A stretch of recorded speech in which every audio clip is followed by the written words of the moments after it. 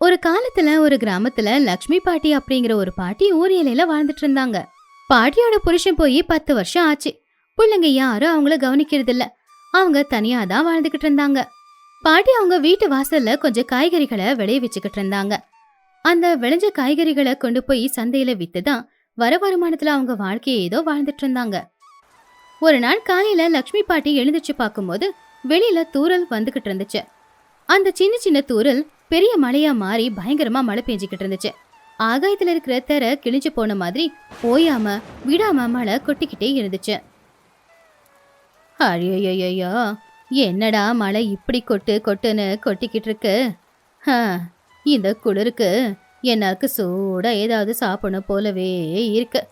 இந்த மழையில நல்ல சுட சுட சாதத்தை வடிச்சு அதுல நல்ல புளிப்பா இருக்கிற மீன் குழம்பு ஊத்தி சாப்பிட்டா ஆஹா, கண்ணுக்கு சொர்க்கமே தெரியும். மீன் குழம்புன்னு நினைச்சுக்கும் போதே வாயில எச்சில் ஊறுது அப்படின்னு நினைச்சுக்கிட்டாங்க. வெளியில மழையும் குறைஞ்ச பாடு இல்ல, லக்ஷ்மி அம்மாவுக்கு பசியும் குறைஞ்ச பாடு இல்ல. விட்டா இன்னும் கொஞ்ச நேரத்துல அவங்களுக்கு மயக்கமே வர மாதிரி இருந்துச்சு.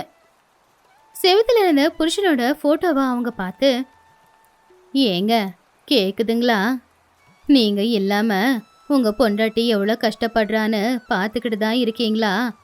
இப்படி மழை பெஞ்சிக்கிட்டு இருக்கும்போது நீங்க மட்டும் இருந்திருந்தா உடனே ஆத்துக்கு ஓடி போய் நல்ல பெரிய மீனா 2 பிடிச்சிக்கிட்டு வருவீங்க. அதுக்கப்புறம் சுட சுட சமைச்சு நம்ம 2 பேரும் உட்காந்து நல்லா சாப்பிடுவோம். ஆனா இப்போ இந்த மழையில அந்த ஆத்து பக்கம் போக என்னாலையும் முடியல. சும்மாவா, எனக்கும் வயசாகுது இல்லையா? ஆனாலும் அந்த மீன் குழம்பு சாப்பிடணுங்கிற ஆசை மட்டும் என்னை விட்டு போகவே இல்லை.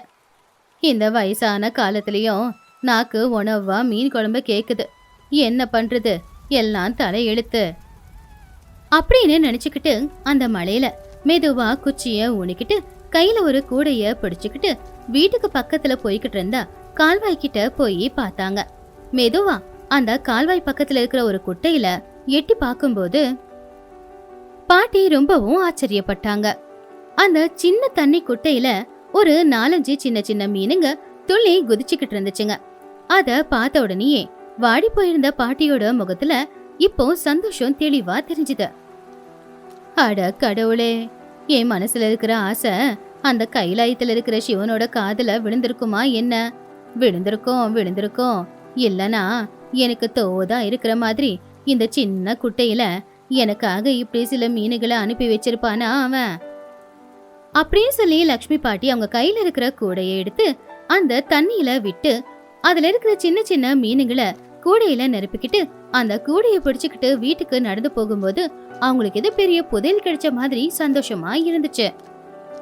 மீனை எடுத்துக்கிட்டு வீட்டுக்கு போனதும் அவங்க சுறுசுறுப்பா மாறிட்டாங்க. முதல்ல கொஞ்சம் ஈரமா இருந்த விறகு தொடச்சி அடுப்புல வச்சு அடுப்பு மூட்ட ஆரம்பிச்சாங்க. ஊதி ஊதி ஊதி கடைசில கொஞ்சம் கொஞ்சமா புகை வர ஆரம்பிச்சுது. அதுக்கப்புறமா நல்ல பக்குன்னு சிகப்பு கலர்ல நெருப்பும் எரிஞ்சுது. பாட்டி மீன் குழம்புக்கு தேவையான மசாலா எல்லாத்தையுமே தயார் பண்ணி மீன் குழம்பு செய்யவும் ஆரம்பிச்சாங்க.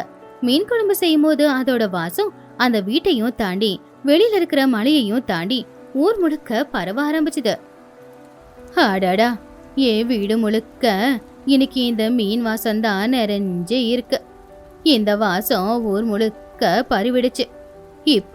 இப்போ இந்த மீன் குழம்பு தயாராயிடும். நல்ல சுட சுட சாதத்தை ஏற்கனவே வடிச்சிட்டேன். லக்ஷ்மி பாட்டியோட முகத்துல பயங்கரமான சந்தோஷம். அவங்க ஒரு தட்டை எடுத்து வச்சுக்கிட்டாங்க. அதுல வடிச்ச சுட சுட சாதத்தை போட்டுக்கிட்டாங்க. அதுக்கப்புறமா அந்த சாதம் நனையிற அளவுக்கு குழம்ப ஊத்திக்கிட்டாங்க. பக்கத்துல ஒரு மீன் துண்டையும் வச்சுக்கிட்டாங்க. சரியா கலந்து வாயில ஒரு வாய் எடுத்து வைக்கும் போது திடீர்னு அவங்க வீட்டு கதவை யாரோ தட்டுற சத்தம் கேட்டுச்சு. பாட்டி பாட்டி அப்படின்னு சின்ன பையனோட குரல் கேட்டுச்சு. அடடா, என்னடா இது, இந்த மழையில யாரு வீட்டு கதவை தட்டுறது அப்படின்னு சொல்லி பொறுமையே இல்லாம கொஞ்சம் கோவமாதான் போய் அவங்க கதவை திறந்தாங்க. அப்போ வீட்டு வாசல்ல ஒரு 25 வயசு மதிக்கக்கூடிய ஒரு ஆளும் அவருடைய மனைவியும் ஒரு சின்ன பையனும் மழையில நனைஞ்சு தொப்பக்கட்டையா நின்னுகிட்டு இருந்தாங்க. பாவம் அந்த சின்ன பையன் குளிர் தாங்க முடியாம நடுங்கிக்கிட்டு இருந்தான். அவங்கள அந்த நிலைமையில பார்த்ததும் பாட்டியோட கோவம் எல்லாம் போச்சு. அவங்க கண்ணுல வருத்தம் தான் தெரிஞ்சுது. உடனே பாட்டி அவங்கள பார்த்து, யாரும்மா நீங்க? இந்த நேரத்துல எங்க என்ன பண்ணிக்கிட்டு இருக்கீங்க? அம்மா, எங்களை மன்னிச்சிடுங்க. என் பேரு ராமு. இவ என் மனைவி சீதா. இவன் என் பையன் கோபி. நாங்கள் வர வழியில் திடீர்னு மழை பெய்ய ஆரம்பிச்சிடுச்சு. பக்கத்தில் எங்கேயுமே வீடுங்க இல்லை. உங்கள் வீடு தான் தெரிஞ்சது. விளக்கும் எரிஞ்சுக்கிட்டு இருந்தது. அதான் உதவி கேட்டு வந்திருக்கோம். அப்படின்னு சொன்னாரு. ஐயோ, அதனால என்னப்பா? ஏன் இன்னும் எல்லாரும் வெளியவே நின்னுக்கிட்டு இருக்கீங்க? உன் புள்ளைய பார்த்தா எனக்கு என் பேரனோட ஞாபகம்தான் வருது. வாங்க வாங்க, எல்லாரும் உள்ள வாங்க அப்படின்னு சொன்னாங்க. ரொம்ப தேங்க்ஸ் பாட்டி. பாட்டி, ரொம்ப நல்ல வாசம் வந்துகிட்டு இருக்கு. ஐயோ அம்மா, நீங்கள் சாப்பிட உக்காந்தீங்களா? நாங்கள் வந்து நீங்கள் சாப்பிட்றத தடுத்துட்டோமா? கொஞ்ச நேரத்தில் நாங்கள் கிளம்பிடுவோம்மா. அப்படின்னு ராமு சொன்னதை கேட்டு, அட பரவாயில்லப்பா, என் வீட்டுக்காரரு எப்பவும் என்கிட்ட ஒன்று சொல்லுவாரு. நம்ம வீட்டுக்கு யார் வந்தாலும் அவங்க வயிறார சாப்பாடு போட்டா அப்போ அந்த கடவுள் நம்ம வயிறு காலி இல்லாம பார்த்துப்பாராமா. வாங்க, வந்து முதல்ல உக்காருங்க. மீன் குழம்பா? சாப்பிட்றேன் பாட்டி, எனக்கு ரொம்ப பிடிக்கும். லக்ஷ்மி பாட்டி கோபிக்கும் தட்டில் சாப்பாடு போட்டு மீன்ல இருக்கிற முள் எல்லாத்தையும் எடுத்து மீனையும் வச்சு கொடுத்தாங்க. அந்த பையன் ஆசை ஆசையா சாப்பிட்றத பார்த்து லக்ஷ்மி பாட்டி கண்ணுல சந்தோஷமும் கண்ணீரும் ரெண்டும் வந்துச்சு. அம்மா, மீன் குழம்பு ரொம்ப நல்லா இருக்குமா? இப்படிப்பட்ட ஒரு மீன் குழம்ப என் வாழ்க்கையில நான் சாப்பிட்டதே இல்லம்மா அப்படின்னு சொன்னா ராமுவோட மனைவியான சீதா. உண்மைதாம்மா, உங்கள் கையில் ஏதோ வித்தை இருக்கு. இந்த மீன் குழம்பு மணமணக்குது. உண்மைதான். இன்னைக்கு இந்த மீன் குழம்போட சுவை ரொம்ப அதிகமா இருக்கு. நீங்க எல்லாரும் இருக்கிறதுனால. நான் மட்டும் இருந்திருந்தா இவ்வளோ நல்லா இருந்திருக்காது அப்படின்னு சொன்னாங்க பாட்டி. எல்லாரும் சாப்பிட்டு முடிச்சிட்டாங்க. வெளியில மழையும் நின்று போச்சு. வந்தவங்க எல்லாரும் வீட்டை விட்டு போனதுக்கு அப்புறமா பாட்டி வீட்டை சுத்தம் செஞ்சாங்க. அதுக்கப்புறம் மீன் குழம்பு கொஞ்சம் பானையில் இருந்ததை பார்த்ததும் அவங்க முகத்துல மறுபடியும் ஒரு சிரிப்பு வந்துச்சு. இந்த நாளை என் வாழ்க்கையில என்னால மறக்கவே முடியாது. மீன் குழம்பு வேணும்னு ஆசைப்பட்டேன். அதனால மழையில நனைஞ்சுக்கிட்டு போய் மீனை பிடிச்சிட்டு வந்து சமைச்சேன். தனியா எப்பவும் உக்காந்து சாப்பிட்றவ. ஆனா அந்த மழையை இன்னைக்கு என் வீட்டுக்கு 3 பசங்களை அனுப்பி வச்சுது. அவங்க எல்லாரும் கூட உக்காந்து சாப்பிட்டது தான் உண்மையிலேயே ரொம்ப சந்தோஷமா இருந்தது. என் வாழ்க்கையில இந்த நாள் தான் இருக்கிறதுலேயே ரொம்பவும் சந்தோஷமான நாள் அப்படின்னு நினைச்சுக்கிட்டு அன்னைக்கு ராத்திரி பாட்டி அந்த குடிசையில படுத்த நிம்மதியா தூங்குனாங்க. இன்னொரு பக்கம் ராமு, சீதா, கோபி 3 பேரும் அவங்க வீட்டுக்கு போய் சேர்ந்தாங்க. ஆனா அவங்க 3 பேரோட மனசும் பாட்டியோட வீட்டை சுத்தியும் அந்த மீன் குழம்பு வாசத்திலயுமே நின்னு போச்சு. அந்த சுவையும் பாட்டி காட்டின பாசத்தையும் அவங்களால மறக்க முடியல. அடுத்த நாள் மழை பேஞ்சுக்கிட்டு இருக்கும்போது சீதா அவ வீட்டுல சமைச்சுக்கிட்டு இருந்தப்போ கோபி பக்கத்திலேயே உக்காந்துக்கிட்டு, அம்மா, நேத்து அந்த பாட்டி செஞ்ச மாதிரி மீன் குழம்பு செஞ்சு கொடுக்கறியா? எனக்கு சாப்பிடணும் போல இருக்கு. அதுக்கு சீதா புள்ளைய பார்த்து சிரிச்சுக்கிட்டே, அது சாதாரணமா எல்லாரும் வைக்கிற மீன் குழம்பு இல்லப்பா. அந்த பக்குவம் அவங்களுக்கு தான் வரும். அது எல்லாருக்கும்லாம் வராது. அம்மாவும் பிள்ளையும் பேசிக்கிட்டு இருந்ததை கேட்டு ராமு சமையலறைக்குள்ள வந்தான். அவன் ஏதோ யோசிச்சுக்கிட்டு இருந்தான். சீதா, அந்த அம்மா ரொம்ப பாவம் இல்ல? வீட்டுக்கு போன நம்மள எவ்வளோ நல்லா கவனிச்சுக்கிட்டாங்க. நம்ம பிள்ளைய அவங்க பேரன்னு சொன்னாங்க. அந்த நேரத்தில் அவங்க கண்ணே கலங்கிடுச்சு அப்படின்னு சொன்னா ராமு. ராமு சொன்னதை கேட்டு கோபியோட கண்ணுல கண்ணீர் வந்துச்சு. உடனே அவன் கீழே இறங்கி அவங்க அப்பா பக்கத்துல போய் அப்பாவித்தனமா அப்பா கிட்ட இப்படி கேட்டான். அப்பா, பாட்டி அங்க தனியா தானே இருக்காங்க. பாவம், அவங்களுக்குன்னு யாருமே இல்ல. எனக்கும் பாட்டி இல்ல. நம்ம வீட்டுல நம்ம 3 பேர் தானே இருக்கோம். பாட்டியை கூட்டிட்டு வந்து நம்ம கூட வச்சுக்கலாமா? எனக்கும் பாட்டி கிடைச்ச மாதிரி இருக்கும். அவங்களுக்கும் குடும்பம் கிடைக்கும். கோபி சொன்னதை கேட்டு ராமுவும் சீதாவும் ஒருத்தங்க முகத்தை இன்னொருத்தங்க பாத்துக்கிட்டாங்க. அவங்க கண்ணுல இருந்து ஆனந்த கண்ணீர். ஏன்னா தான் புள்ள இவ்வளவு நல்ல புள்ளையா இருக்கிறத நினைச்சு அவங்க பெருமைப்பட்டாங்க. கோபி, நீ சொன்னது உண்மைதான். இப்பவே போய் பாட்டியை நாம கூட்டிட்டு வரலாம். இனி அவங்க நம்ம கூட தான் இருப்பாங்க அப்படின்னு ராமு சொல்லி சீதாவை பார்த்தப்போ சீதாவும் சிரிச்சுக்கிட்டே, ஆமாங்க, இதை விட புண்ணிய காரியம் வேற என்ன இருக்க போகுது? வாங்க, இப்போ போய் அந்த அம்மாவை கூட்டிட்டு வரலாம் அப்படின்னு சொன்னா. அப்படி அந்த குடும்பமே அங்கிருந்து லக்ஷ்மி பாட்டியோட ஊருக்கு கிளம்புனாங்க. 1 மணி நேரம் பயணத்துக்கு அப்புறமா லக்ஷ்மி பாட்டியோட ஊருக்கு வந்து சேர்ந்துட்டாங்க. ஆனா அவங்க 3 பேருமே லக்ஷ்மி பாட்டியோட வீட்டுக்கு வந்து பார்க்கும்போது அவங்க வீட்டுக்கு வெளியில ஜனங்க கூட்டமா நின்னுக்கிட்டு இருந்தாங்க. எல்லாரும் ஏதோ பேசிக்கிட்டு இருந்தாங்க. அங்க அந்த அமைதி ஏதோ சரியா படல. என்னாச்சு, எல்லாரும் கூட்டமா இருக்காங்க? அப்படின்னு நினைச்சுக்கிட்டே ராமு, சீதா, கோபி வீட்டுக்கு போய்கிட்டு இருந்தாங்க. வீடு நெருங்க நெருங்க அவங்க மனசுக்குள்ள ஏதோ ஒரு குழப்பம் வந்துச்சு. வீட்டு நெருக்கத்துல வரும்போது அங்க இருக்கிற மனுஷங்க இப்படி பேசிக்கிட்டு இருந்தாங்க. பாவம் அந்த லக்ஷ்மி அம்மா எவ்வளோ நல்லவங்க. நேத்து வீட்டுக்கு சொந்தக்காரங்க வந்திருக்காங்க. அவங்க கூட சந்தோஷமா சாப்பிட்டுட்டு ராத்திரி படுத்து தூங்கி இருக்காங்க. அதே சந்தோஷத்தோட அந்த அம்மா கடவுள்கிட்ட போய் சேர்ந்துட்டாங்க. அப்படின்னு சொல்லிக்கிட்டு இருக்கும்போது உள்ள இருந்த ஒரு அம்மா வெளியில வந்து, பாவம், நேத்து மீன் பிடிக்கிறதுக்காக அவங்க மலையில போனாங்க. நான் வேண்டாம் வேண்டான்னு சொன்னாலும் கேட்கல. வீட்டுக்கு யாரோ சொந்தக்காரங்க வந்தாங்களாம். அவங்களுக்கு வயிறார சாப்பாடு போட்டதை நேத்து சந்தோஷமா சொல்லிக்கிட்டு இருந்தாங்க. எப்பவுமே சொல்லிக்கிட்டே இருப்பாங்க, 4 பேருக்கு சாப்பாடு போடுறதுதான் புண்ணியம் அப்படின்னு.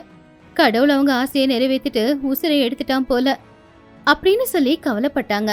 இதை கேட்டு ராமு, சீதா 2 பேரும் ஒருத்தங்க முகத்தை ஒருத்தங்க பாத்துக்கிட்டாங்க. அவங்க நடந்ததை கேள்விப்பட்டு ரொம்பவும் கவலைப்பட்டாங்க. ஐயோ அம்மா, உங்களை எங்க வீட்டுக்கு கூட்டிட்டு போலான்னு நாங்க வந்தா நீங்க இந்த உலகத்தை விட்டுட்டே போயிட்டீங்களா அம்மா அப்படின்னு சொல்லி சீதா கவலைப்பட்டு அழ ஆரம்பிச்சா. அப்பதான் அந்த ஊரோட தலைவர் பூஜனங்க எல்லார்கிட்டையும் போய், இப்ப என்ன பண்றது? இந்த அம்மாவுக்கு கொல்லி வைக்க கூட யாரும் இல்லையே அப்படின்னு எல்லாரும் யோசிச்சுக்கிட்டு இருக்கும்போது இவங்க பேசுறது எதுவுமே பாவம் கோபிக்கு புரியவே இல்ல. எல்லாரையுமே விலக்கி விட்டு கோபி நேரா வீட்டுக்குள்ள போனான். அங்க படுக்கையில பாட்டி அசந்து தூங்குற மாதிரி தான் அவனுக்கு தோணுச்சு. அந்த முகத்துல எந்த ஒரு கவலையும் இல்ல. சொல்ல போனா சின்னதா ஒரு சிரிப்பு தான் இருந்துச்சு. அப்படி இருக்கும்போதுதான் பாட்டியோட நிலைமை என்னன்றது கோபிக்கு புரிய வந்துச்சு.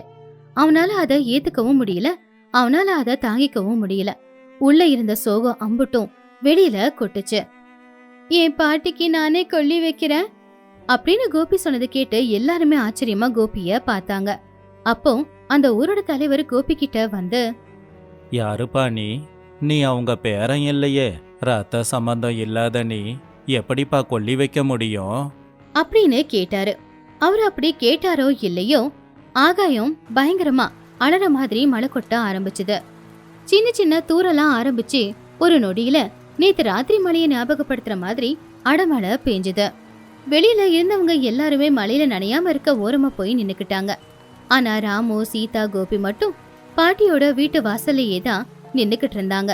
அந்த மழை துளி அவங்க மேல பட்டு அவங்க கண்ணுல இருந்து வர கண்ணீரை மறைச்சுக்கிட்டு இருந்துச்சு.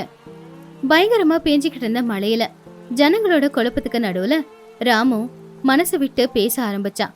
ஊர் தலைவரை பார்த்து ராமு கையெடுத்து கும்பிட்டு, உண்மைதாங்க ஐயா, அந்த அம்மாவுக்கும் எங்களுக்கும் எந்த ரத்த சம்பந்தமும் இல்லை. ஆனா நேத்து நாங்க மழையில நனைஞ்சு வீட்டுக்கு வந்தப்போ எங்களை அவங்க குடும்பமா பார்த்துக்கிட்டாங்க. எங்க புள்ளைய அவங்க பேரனா நினைச்சு கட்டி பிடிச்சிக்கிட்டாங்க. வயிறார எங்களுக்கு சாப்பாடு போட்டாங்க. மனசார எங்களை வாழ்த்தி அனுப்புனாங்க அப்படின்னு ராமு பேசிக்கிட்டு இருக்கும்போது அந்த மழை அவனுக்கு துணைக்கு இருக்கிற மாதிரி இன்னும் அதிகமா தான் பேஞ்சுது. நேத்து அந்த அம்மா எங்களுக்கு சாப்பாடு போடும்போது எங்க பசியை மட்டும் தீர்த்து வைக்கல, எங்க மனசுக்குள்ள இருந்த குறையையும் தீர்த்து வச்சாங்க. என் பிள்ளைக்கு பாட்டி இல்லை அப்படிங்கிற குறைய தீர்த்தாங்க. அவங்க எங்களுக்கு போட்டது சாப்பாடா இருக்கலாம், ஆனா அந்த சாப்பாடை பரிமாறும் போது அவங்க கொடுத்த அன்பை எங்க வாழ்க்கையில யாருமே கொடுக்கல. அவங்க அன்புக்கு முன்னாடி ரத்த சம்பந்தம் எல்லாம் பெரிய விஷயமா? அப்போ சீதாவும் அழுதுகிட்டே, ஐயா, நாங்க இன்னைக்கு இங்க வந்ததே அம்மாவை கூட்டிட்டு போறதுக்காக தான், எங்க கூடவே வச்சுக்கிறதுக்காக. ஆனா அதுக்கு முன்னாடியே கடவுள் அவங்கள கூட்டிக்கிட்டு போயிட்டாரு அப்படின்னு சொல்லி சீதா அழ ஆரம்பிச்சிட்டான். கோபி துக்கம் தாங்க முடியாம, அவங்க தான் என் பாட்டி, நேத்து உருண்டை பிடிச்சு எனக்கு ஊட்டி விட்டாங்க, அவங்களுக்கு நான் தான் கொல்லி வைப்பேன் அப்படின்னு சொல்லி கோபி அப்பாவித்தனமா சொன்னதை கேட்டு அந்த ஊர்ல இருக்கிற அத்தனை பேரோட மனசும் அப்படியே நொறுங்கி போச்சு. அப்ப அந்த ஊர் பெரிய மனுஷன் ஒரு நொடி அப்படியே நின்னுட்டாரு. அப்ப அவரு ராமுவோட கண்ணுல இருந்த நேர்மை, சீதாவோட கண்ணுல இருந்த கவலை, கோபியோட கண்ணுல இருந்த அப்பாவித்தனம் எல்லாத்தையும் பார்த்தாரு. அதுக்கப்புறம் அவரு ஆகாயத்தை பார்த்தாரு. மழை கொட்டு கொட்டுன்னு கொட்டிக்கிட்டு இருந்துச்சு. நேத்து இவங்க எல்லாரையுமே சேர்த்து வச்சது இந்த மழை தான். இப்போ அவங்க உறவுக்காக அந்த மழையே துணைக்கு வந்து நிக்கிற மாதிரி கூடவே இருந்துச்சு. அவரு மனசுல ஒரு முடிவெடுத்தாரு. அவரு உடனே ஊஜனங்க மத்தியில வந்து நின்னு கம்பீரமான குரலால இப்படி சொன்னாரு. ஆகாயமே அழற மாதிரி தான் இருக்கு. அந்த சின்ன பையன் சொன்னது உண்மைதான். கடைசி காலத்துல பாட்டிய சந்தோஷப்படுத்தினது இந்த குடும்பம் தானே. இப்ப நமக்கு வேற வழியும் இல்ல. அந்த சின்ன பையனை அந்த அம்மா பேரனா நினைச்சிருக்காங்க. அந்த பையன் கொல்லி வச்சு அந்த அம்மாவுக்கு சாந்தி கிடைச்சா நமக்கு அதுவே போதும். அப்படின்னு ஊர் தலைவர் சொன்ன உடனேயே எல்லாரும் ரகசியமா பேசிக்கிறத நிப்பாட்டிட்டாங்க. கண்ணே அனுமதிய கொடுத்துச்சு. அனுமதி மட்டும் இல்லாம அவங்க கண்ணுல இருந்து கண்ணீரும் கொட்ட ஆரம்பிச்சுது. ரத்த சம்பந்தத்தை விட பாசத்தால உருவான உறவுதான் முக்கியம் அப்படின்னு அந்த மழை அன்னைக்கு அந்த ஊர்ல இருக்கிற அத்தனை பேருக்கும் புரிய வச்சுது.